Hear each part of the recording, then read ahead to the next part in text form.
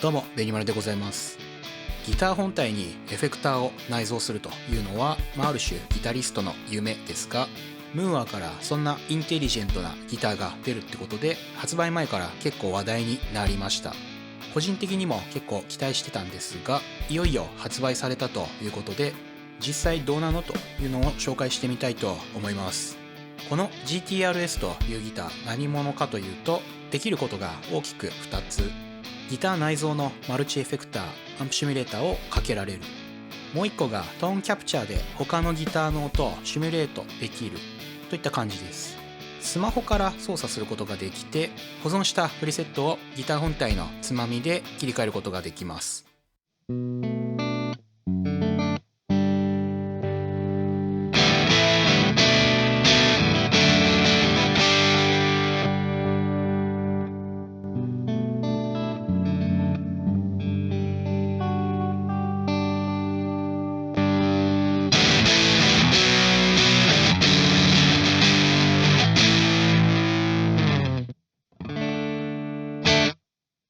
こんな風に演奏時には手元だけでバッキングとかソロとかね、音を切り替えれます。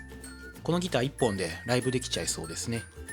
音作りはどうやってやるんじゃというと、 Bluetooth 接続したスマホアプリから行います。イメージとしてはタッチパネルのマルチエフェクターみたいな感じですね。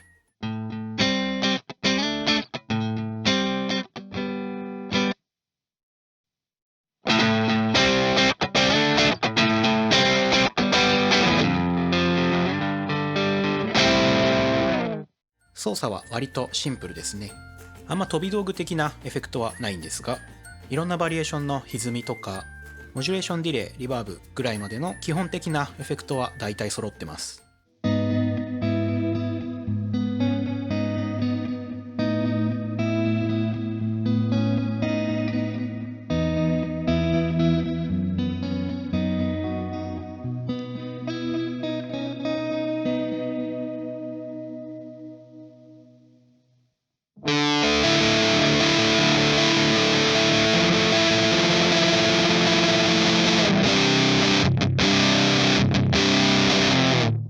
音は結構ムーアっぽいというか、低音がガーッと出てて密度の高い感じがあります。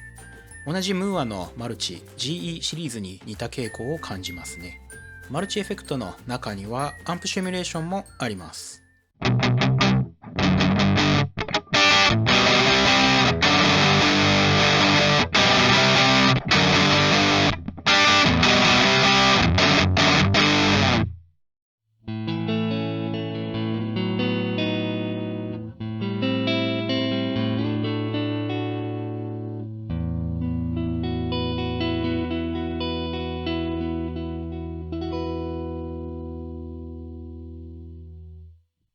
ムーアって結構 GE シリーズっても思うんですけど、個人的にそんな元ネタに似てるって感じじゃないんですよね。その代わりオレンジとか意外なところがいいなとなったりするので、先入観なしでいろいろ選んでみるのがいいと思います。てな感じで、これがねギター1本でできちゃうので、例えばイベントごとでの演奏とか転換が忙しかったりする現場、これ単体で OK というのはいいですね。ヘッドホン直差しもできるんで、楽屋で確認とか、あと単純にバンド練習とか、これだけ背負ってチャリで GO みたいな、いいと思います。もう一つ GTRS の大きな特徴がトーンキャプチャーによるサウンドのシミュレートです。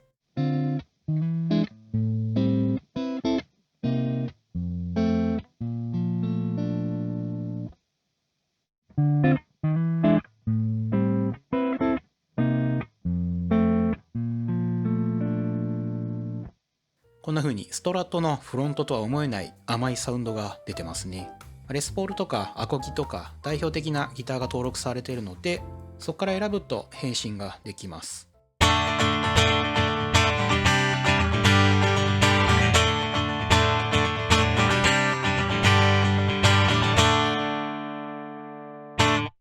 これもライブイベントとかだと荷物が減らせてグッドですね。このなんちゃってアコースティックギターとかは卓録とか曲作りなんかでも使えるなと思います。他にはテレキャスとか面白いのではオールドストラトとかもあります。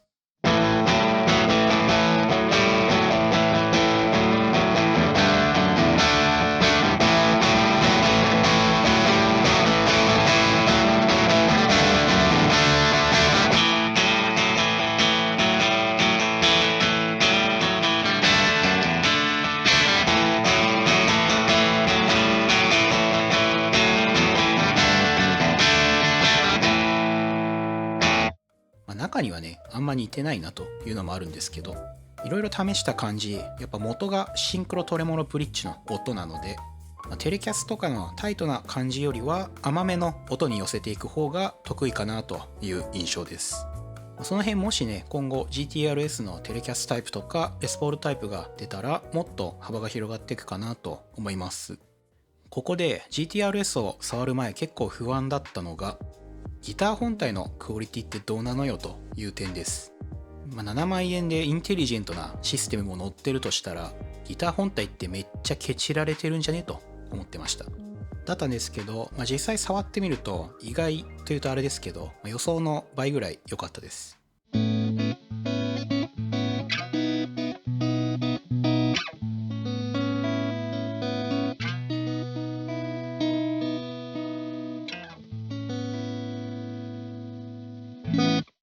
GTRS は電源をオフにするとパッシブ状態になるんですが、普通にいい音ですよね。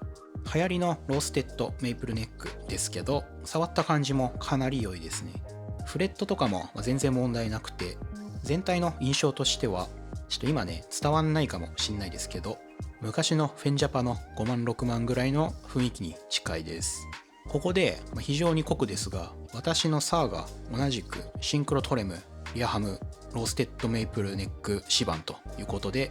これと比べてみたいと思います。見た目こそテレですが、形以外はかなり似てます。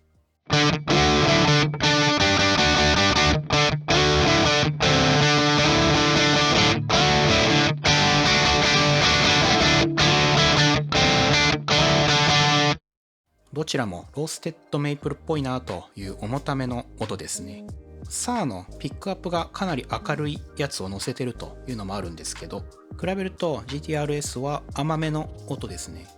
GTRS のピックアップ交換していいのかちょっとよく分かってないんですけど、もし交換できたらよりポテンシャルを高められるのかなと思います。その他 GTRS の面白い機能としては、本体からメトロノームドラムマシンを鳴らせるんですね。スピードはもちろんパターンとか結構選べるので、ヘッドホンでつないでる時なんかはトレーニングに便利かなと思います。あとはチューナーももちろん内蔵されているので、本当にこれ1本あれば大体のことはできますよといった感じですね。ここで GTRS かなり面白いギターなわけですけど、1個注意が必要というか気になるポイントがあります。それは本体の電源をオフにしてる時のパッシブの音と、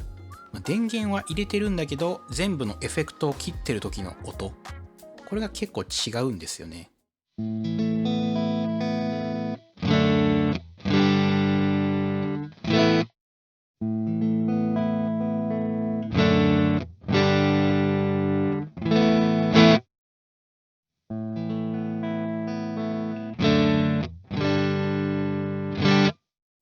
EQ でねゴリゴリ補正すれば問題ないレベルにはなるんですけど、